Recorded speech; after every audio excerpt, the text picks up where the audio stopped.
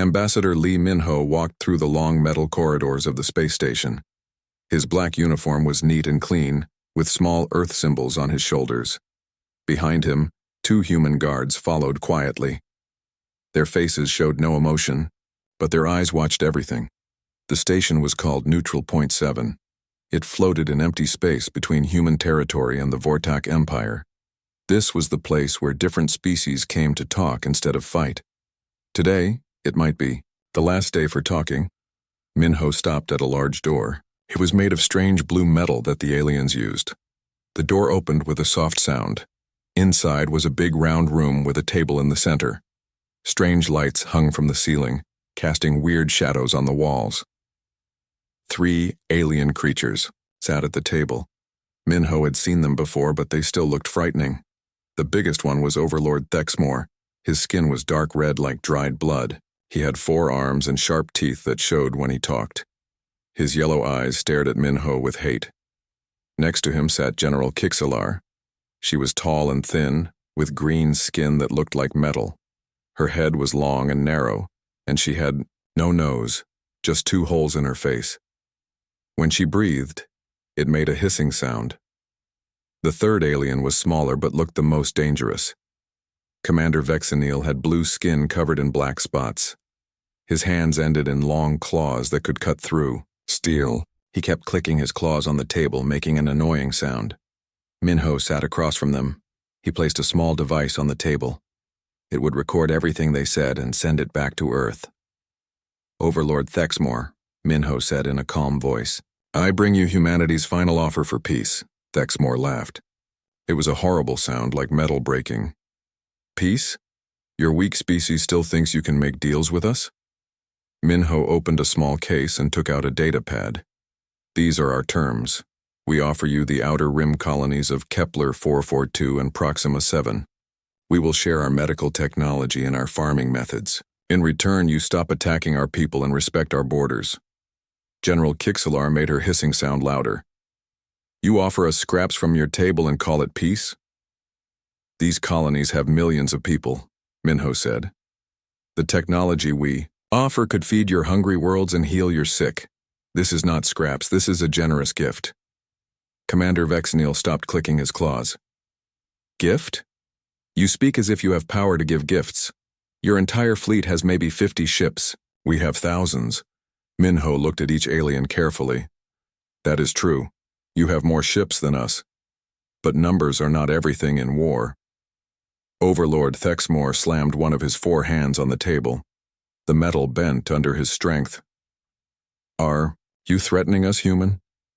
I am warning you, Min-ho said quietly. My people have studied war for thousands of years. We know what happens when peace fails. We know what we become when we have no choice but to fight. The 3 aliens looked at each other. Then they all started laughing. The sound filled the room like the noise of breaking glass. You humans are so funny, General Kixelar said. You think your little wars on one planet make you dangerous? We have conquered 100 worlds.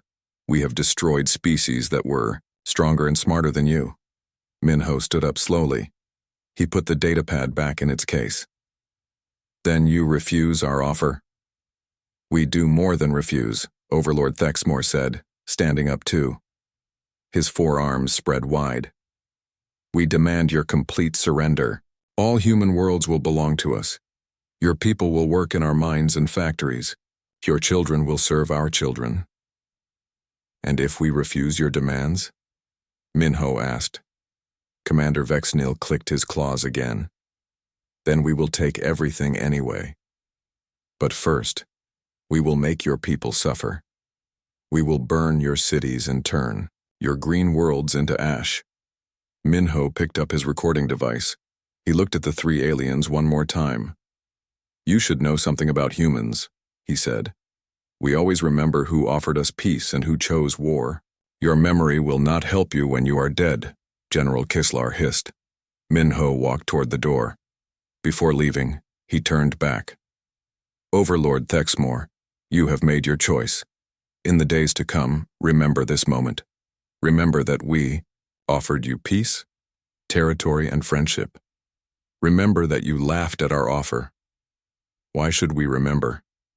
Dexmore asked. Minho's face became very serious.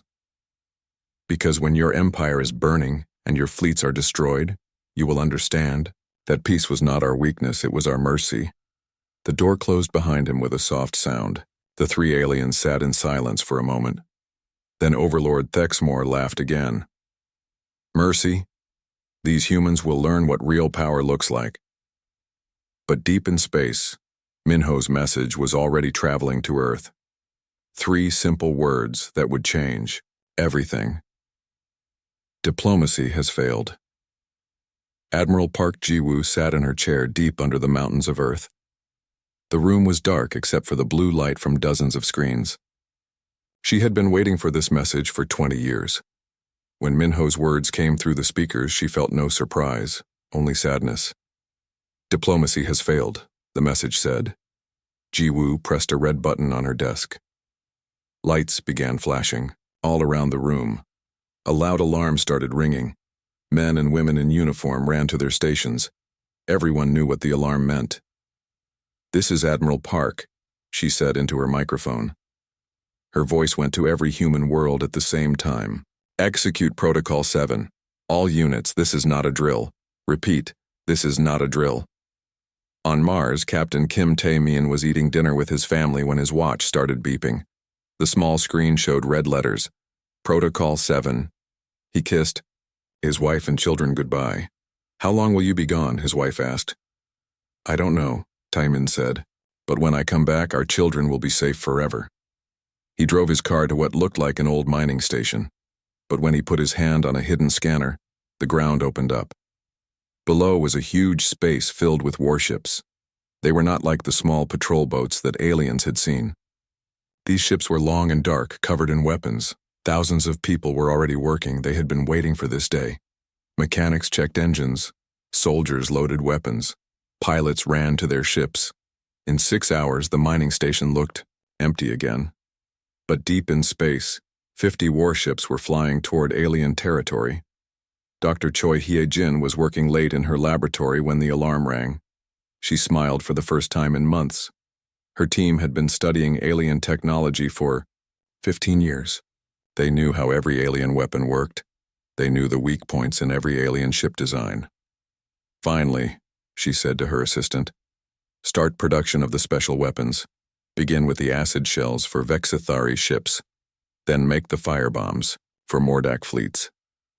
In a factory that made cooking pots during the day, robots began building weapons designed to kill specific alien species. Each weapon was made to attack one weakness that humans had discovered through years of careful study. Commander Nam So-ra was on her trading ship near the edge of Vortak space when she got the message. For 10 years, she had been selling human food and medicine to alien worlds. The aliens thought she was just a merchant trying to make money. They were wrong. Computer, open hidden files, she said. The walls of her cargo hold opened up. Inside were communication devices, weapons, and detailed maps of every Vortak world she had visited. Her trading trips had been spy missions. She knew where the aliens kept their fuel, their food, and their families. Send message to all merchant captains, she said. The trading season is over, time for the harvest. Across the galaxy, 200 merchant ships received the same message. Ships that had been visiting alien worlds for years suddenly changed direction. They were no longer traders. They were the advance force of humanity's real army. Pilot Han Woo-jin was delivering medicine to a Vortak hospital when his communicator buzzed. He read the message and walked calmly to his ship. The alien doctors waved goodbye, thinking he would return next month with more supplies. Instead, he flew to a hidden location and met with 50 other humans who had been living on alien worlds. They were teachers, doctors, engineers, and farmers. The aliens trusted them and shared secrets with them. How many fuel depots did you map? Woo-jin asked a woman who had been teaching alien children. 17 major ones and 43 smaller ones, she said. I also have the locations of their food storage centers and water treatment plants. Lieutenant Commander Song Yeon-woo was on a human colony world when Protocol 7 began, but she was not defending the planet. She was emptying it. Huge transport ships landed every few minutes. Families rushed aboard with whatever they could: Carrie, why are we leaving our homes? A young boy asked his mother. We will build new homes, his mother said. Better homes, on better worlds. What the boy did not know was that the entire planet was now a trap. The buildings looked normal, but they were filled with explosives. The power plants had been changed into bombs. When Vortak ships landed to claim their prize, they would find only fire and death. Back on Earth, Admiral Jiwoo watched reports come in from across the galaxy. Her hidden fleets were moving. Her spies were in position. Her trap worlds were ready. General Lim Da-yoon entered the command room. Admiral, all forces report ready. The aliens think they are fighting 50 patrol boats and some frightened colonists. Jiwoo smiled, but it was not a happy smile. How many ships do we actually have? 3,000 warships, 500 spy vessels, and 200 world killer bombs, Da-yoon said. And how long have we been preparing for this war? 53 years, Admiral. Jiwoo looked at the star map on her screen. Red dots showed Vortak worlds. Blue dots showed human forces moving toward them. The aliens wanted war, she said quietly. Now they will learn what humans do to species that threaten our children. In space, the real war was about to begin. General Kixlar stood on the bridge of her flagship as it approached the human colony of New Sol. Through the big windows, she could see the planet spinning slowly below them. It looked peaceful and green, with white clouds covering blue oceans. This will be easy, she told her officers. Humans are weak. They will surrender when they see our ships. Behind her, 50 Vortak warships followed in formation. Each ship was 3 times bigger than any human vessel they had ever seen. The aliens were confident this would be their first easy victory. But on the planet below, Colonel Yoon Sung-min was watching them through hidden cameras. He smiled as he counted. The enemy ships, everything was going exactly as planned. All civilians are safe, he asked his lieutenant. Yes, sir. The last transport left 3 days ago. The planet is empty except for our team. Sung-min nodded. The aliens thought they would capture millions of humans. Instead, they would find a surprise that took 20 years to prepare. General Kixlar's ships landed in the main city. The streets were quiet and empty. No humans came out to surrender. No one shot at them. It was too quiet. Send troops to search the buildings, Kixlar ordered. Vortak soldiers marched through the empty streets. They carried heavy weapons and wore thick armor. They expected to fight scared humans hiding in houses. Instead, they found something else.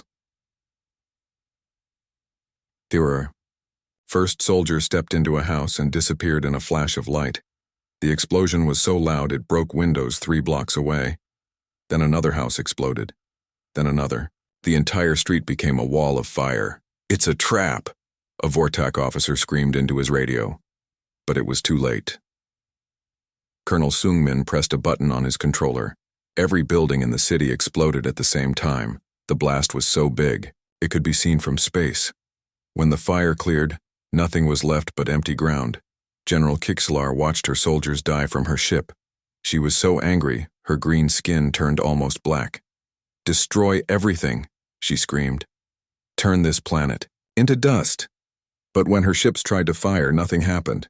Their weapons were dead, their engines stopped working. One by one, the 50 warships fell from the sky and crashed into the ground. Colonel Sung-min watched the ships burn. The trap had worked perfectly. Hidden devices on the planet had sent out special signals that destroyed alien electronics. It was a weapon designed specifically for Vortak technology. Send message to Admiral Park, he said. Colony trap successful. 50 enemy ships destroyed. No human casualties. While the Vortak were losing ships at New Sol, Captain Bei Ji-won was deep in enemy territory. Her ship was small and black, almost invisible against the stars. It moved silently through Vortak space like a shark hunting fish.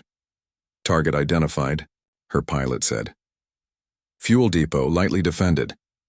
Through her telescope, Ji-won could see the huge station where Vortak ships came to refuel.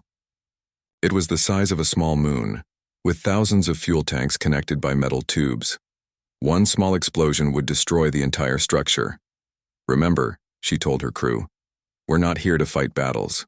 We're here to make sure they can't fight battles. Her ship fired 2 small missiles. They were not explosive weapons. Instead, they contained a special acid that Dr. Choi Hee-jin had designed. The acid ate through metal like water through paper. The first tank started leaking fuel into space, then the second, then the third. Within minutes, the entire depot was falling apart. Fuel poured out into space in huge clouds. When it reached the station's engines, everything exploded. G1's ship was already gone, heading to the next target. On the bridge of his command ship, Overlord Thexmore watched the reports come in. His 4 hands shook with rage as he read about destroyed depots, missing supply ships, and colonies that turned out to be traps. "How are they doing this?" he demanded. "They have 50 ships, we have thousands." His intelligence officer was afraid to answer. Finally, he spoke in a quiet voice. "Sir, we may have been wrong about human fleet size." "What do you mean?" "Our scouts are reporting human ships in 40 different systems. They appear to have been hiding their real strength." Before Thexmore could respond, another report arrived. Commander Vexnil's voice came through the speakers, full of panic. "My lord, my fleet is under attack. Human ships came out of nowhere. They know exactly where to hit us. It's like they studied our ships for years." The transmission ended in static and screaming. Lieutenant Commander Song Yan-woo led the attack on Vexnil's fleet. Her ships were smaller than the alien vessels, but they were faster and smarter. More importantly, they carried weapons designed specifically to kill Vexnil's species. The blue-skinned aliens breathed a special gas mixture. Human scientists had learned to turn that gas into poison. When Song's weapons hit enemy ships, the crew died in minutes. "Target their life support systems," she ordered her gunners. "Make it quick." One by one, Vexnil's ships stopped moving. Their crews were dead, killed by their own air. Song's fleet didn't even have scratches on their paint. Across the galaxy, the same scene played out dozens of times. Human ships appeared where they shouldn't be, knowing exactly how to hurt each alien species. The Vortak Empire had thought they were fighting a weak enemy with a few patrol boats. Instead, they found themselves fighting an enemy that had been studying them for 50 years, an enemy that knew their every weakness, an enemy that had been preparing for this war since before many of the alien soldiers were born. The Vortak had wanted an easy conquest. What they got was a nightmare. General Lim Da-eun sat in a room full of computers and screens. She was not a ship captain or a soldier with a gun. Her weapon was something much more dangerous: information. For 30 years she had studied how alien minds worked. Now it was time to use that knowledge. "Begin Operation Whisper," she told her team. Across the galaxy, invisible signals started flowing into Vortak communication networks. The aliens thought these were normal messages between their own people. They were wrong. Every message had been carefully written by Da-eun's team. On the Vexthari homeworld, the crystalline aliens received a message that seemed to come from their own government. It said that the Mordak species had been stealing their food supplies during the war. The message included fake evidence and fake recordings. At the same time, the Mordak received a similar message saying the Vexthari had been selling their battle plans to humans. Tech Sergeant Oh Min-jun watched the results on his screen. He was young, only 25, but he was a genius with computers. His job was to make the aliens believe lies that would tear their alliance apart. "The Vexthari are demanding an explanation from Mordak leadership," he reported to General Da-eun. "The Mordak are saying the Vexthari are traitors." Da-eun smiled. "Good. Send Phase 2 messages. Make each species think the others are planning to abandon them." The fake messages got worse. Each alien species received evidence that their allies were making secret peace deals with humans. The evidence was not real, but it looked real. The aliens had trusted each other for centuries, but trust broke easily under pressure. Commander Ryu Haiwan received new orders as she led her fleet toward a Vortak supply world. But these were not normal military orders. Her job was not to destroy the planet. Her job was to capture it and everyone on it. "Attention alien civilians," she broadcast as her ships surrounded the planet. "You have 2 choices. Surrender now and we will relocate you to safe worlds where you can live in peace. Resist, and you will share the fate of your military, the EU, Aliens on the planet had heard stories about human cruelty. They expected to be killed or tortured. Instead, they found something much more frightening: human efficiency. Within 6 hours, every alien on the planet was loaded onto transport ships. They were not hurt, but they were prisoners. The planet's factories and mines were already being operated by human workers. The food that had been meant for Vortax soldiers was now feeding human crews. "Sir?" Haywan's officer asked. "What do we do with the prisoners?" "Take them to Processing Center 7, she said. "Make sure they are fed and comfortable. Some of them will choose to help us. The others will stay safe until the war ends." "And the planet?" Haywan looked at the factories below, now producing weapons for human forces instead of Vortac ones. "This planet now belongs to humanity. We will make better use of it than they did." This same scene happened on dozens of worlds. Aliens who expected death found themselves relocated but alive. Their planets became human territory. Their factories made human weapons. Their food fed human soldiers. Overlord Thexmore stood alone, in his command room reading reports that made no sense. His empire was falling apart, but not in the way he had expected. The humans were not just winning battles. They were taking everything.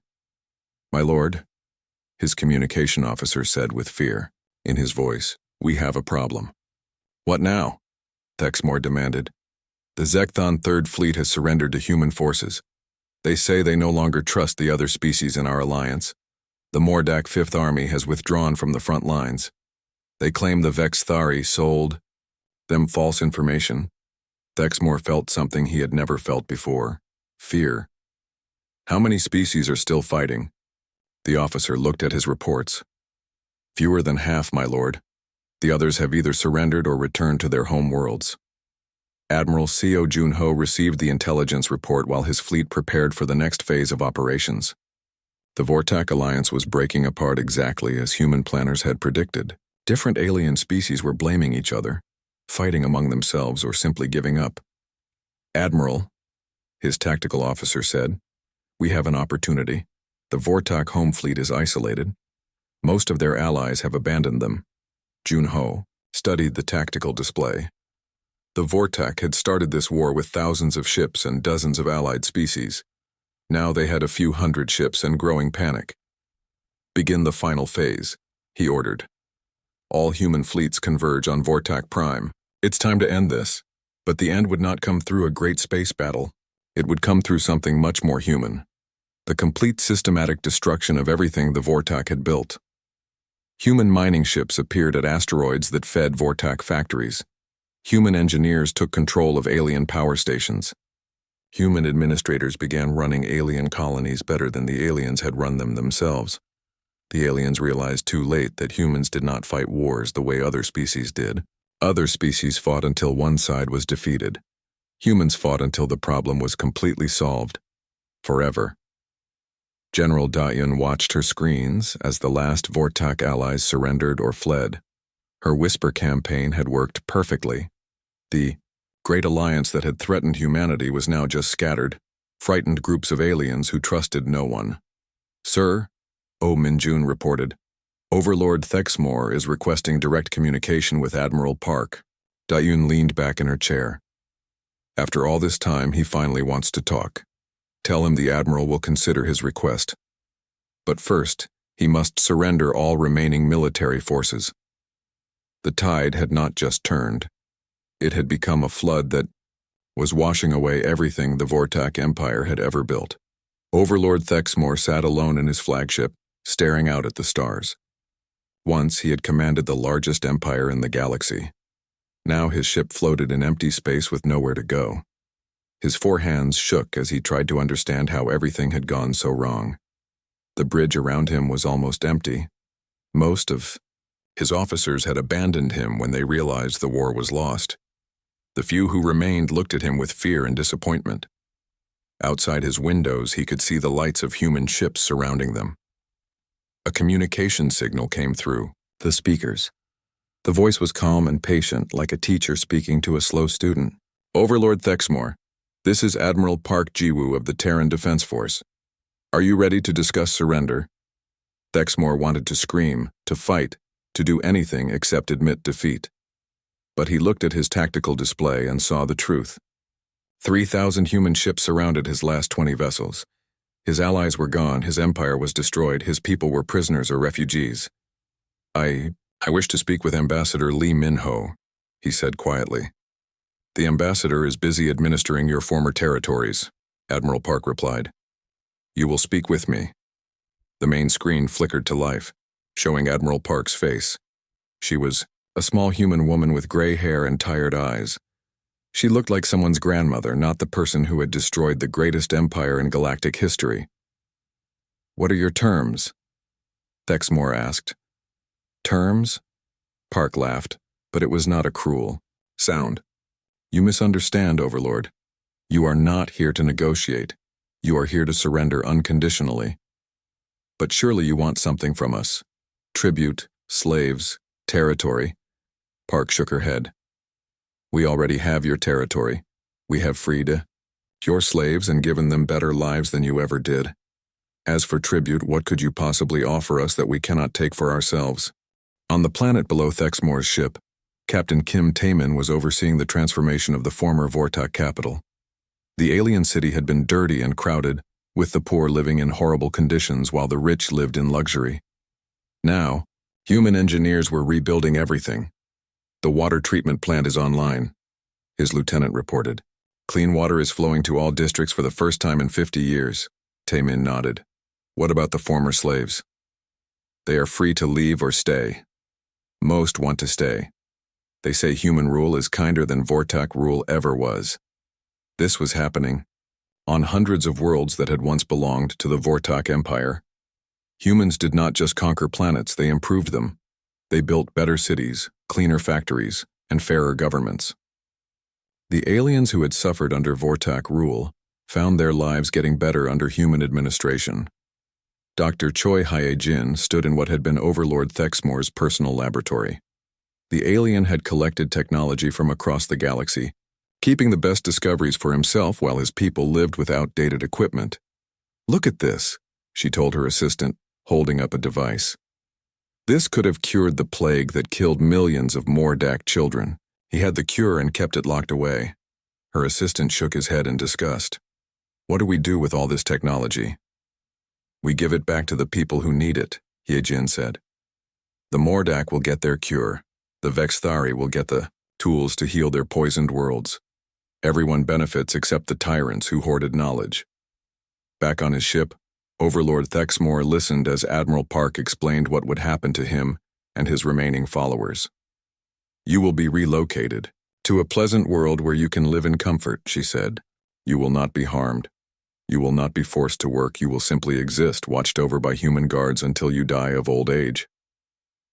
That is merciful, Thexmore said, confused. We are not cruel, Park replied. We are thorough. You will live, but you will never again have power over anyone. Your empire is gone. Your armies are scattered. Your name will be remembered only as an example of what happens when someone threatens humanity's children. But why? Thexmore asked desperately. Why did you not simply defend your colonies? Why did you destroy everything we built? Admiral Park's face became very serious. Because you did not want peace, you wanted to make our children into slaves. You wanted to burn our worlds. When someone threatens our families, we do not just push them away. We make sure they can never threaten anyone ever again. Ambassador Lee Min-ho appeared on the screen next to Admiral Park. He looked older than he had during their first meeting, but his eyes were still calm and patient. Do you remember our conversation on Neutral Point 7? Min-ho asked. Thexmore's voice was barely a whisper. Yes. I offered you peace, territory, and friendship. You laughed at me. You called humans weak and stupid. You said you would make our children into slaves. I remember. Min-ho leaned forward. I told you that humans always remember who offered them peace and who chose war. I told you that peace was not our weakness. It was our mercy. Thexmore finally understood. The humans had been strong enough to destroy his empire from the beginning. The peace offer had not been desperation. It had been kindness. They had offered to share the galaxy rather than rule it alone.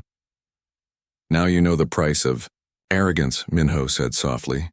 You could have been our partner. Instead, you chose to be our example. The communication ended. Overlord Thexmore was alone again, but now he understood the terrible truth. The humans had not won through luck or treachery. They had won because they were better at war than anyone in the galaxy. And they had offered peace anyway. The galaxy would remember this lesson for 1,000 years.